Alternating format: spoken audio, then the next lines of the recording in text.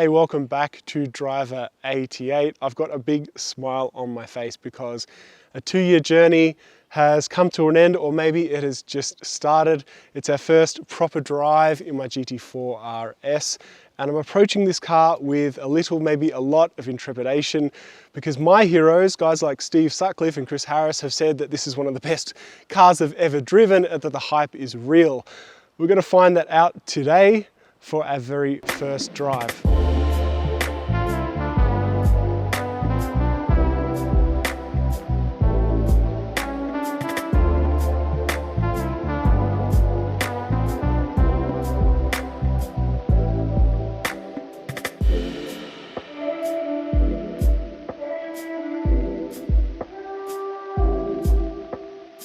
So we've waited a little while for a dry day because, for those who don't know, Australia has had the wettest year in recorded history.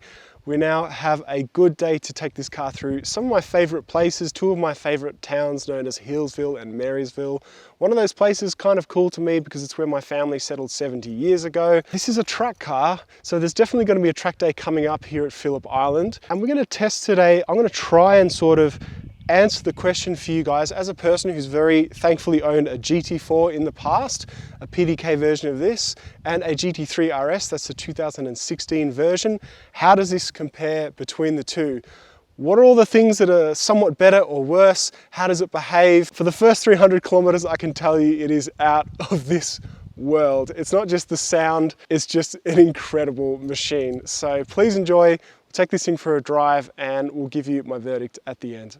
So I've had the car for a few hundred kilometers, so I have some idea of how this thing drives. This is an RS car, so obviously it's track focused and the track is the best place for it. But what I can tell you after a few hundred kilometers is that this is a better road car than my old GT3RS .1. The reasons being, this thing doesn't tramline and it doesn't bounce around in undulations as much as my old car, and it just seems to handle those bumps and things a little bit better. It is, believe it or not, louder on the inside than my old GT3RS. People have probably gone on and on about it, but this is the loudest car I've ever been in from the inside. Besides the insane, unique sound of the intakes, the engine is so much louder than my old GT3RS. It's so damn loud. I honestly think that Porsche is going to get itself sued by some people losing their hearing. So I'll turn the car on now. I'll give you some driving impressions and compare it to my GT4 and my GT3RS. It's super loud in here, even without the valves open, which we will open now, and turn off start stop, of course. We definitely don't need the harder stage of suspension for the road.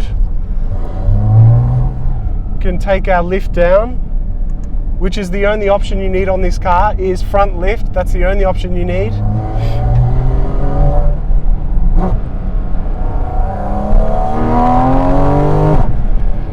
I doubt you're going to be able to hear me.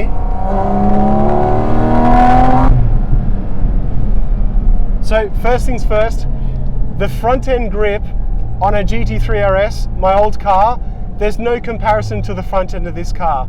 It's by no means poor, but you've got 265s on my old car versus 245s. It's just a huge amount more rubber. So I have a lot more confidence to sort of attack corners in my old car than this one. This one though is way more lively. So I honestly think that my old 3RS with its huge tires and its rear steering made me a worse driver, if that's even possible. Whereas this car, it will potentially bite you. It's far more lively. It feels like it's on its toes. And when you're at 9,000 RPM and going even 0.8, the car seems to get light. And of course, you need to be careful. Otherwise, you could get yourself into a little bit of trouble. But I think this is more satisfying to drive on the road. We're going to be on the track pretty soon, but this is a more satisfying road car than my old GT3RS. Now, compared to my old GT4, a brilliantly balanced, lovely car to own, my GT4, which was a 718 PDK. But let me put it this way, I've driven heaps of GT3s and GT3RSs. And the RSs feel like a car which is, say, 10% or 15% more of everything.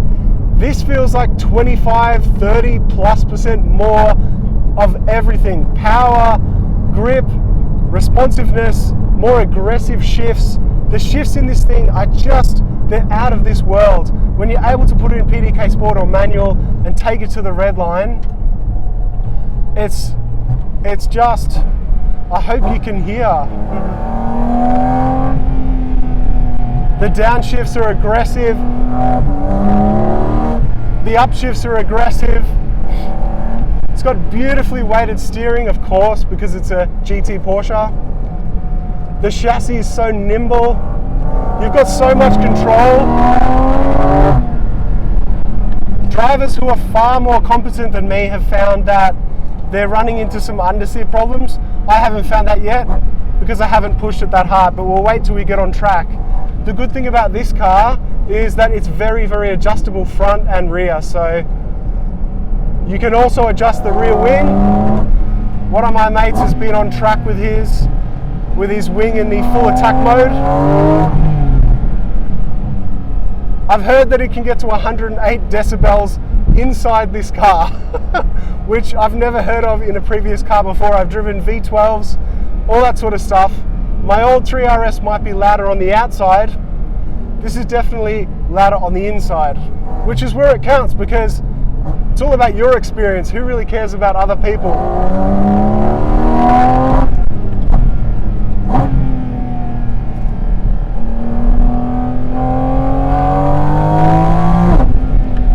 Cup 2s, they're just so good. Getting up to temperature now. This has just been, as I said, a 2-year wait. So I first saw this car on the Nürburgring. Last mid-engine Porsche, last petrol Cayman, all sorts of different special reasons why this is going to be such, I think, a classic car in future. It's met my expectations overall and probably exceeded them in a number of ways. It's definitely exceeded them in terms of the sound and the experience. The straight line performance, one thing that has really stood out is that the mid-range in this car, because it's the full cup car engine, the mid-range is far stronger and better than my old 3RS as well, because that was the 4-litre, but it wasn't, as a, Jesus, a bus was just breaking the Nürburgring lap time then. The old 4-litre engine, it didn't go all the way to 9,000. It wasn't as strong in the mid-range. This one though, the engine dominates this experience. It just absolutely dominates it. I think that Porsche could have maybe even put bigger tyres on this thing because it almost needs it.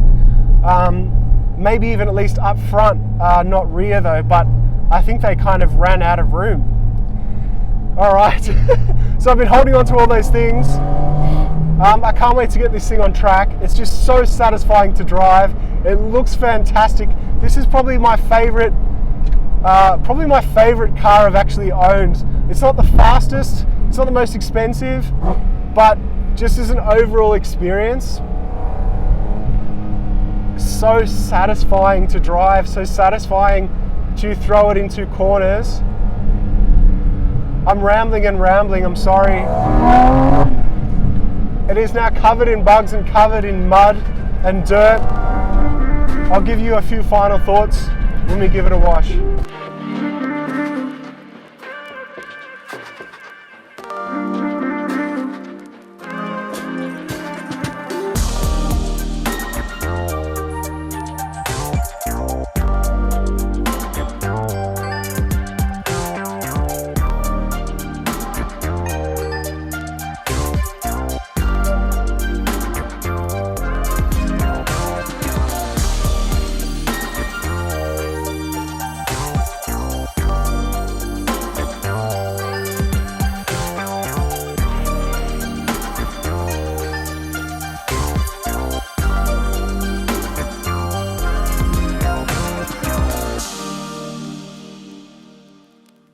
So we got some of the dirt and grime off. I probably should have put PPF on the front already, but I do have that coming in the next few days before, of course, an upcoming track day.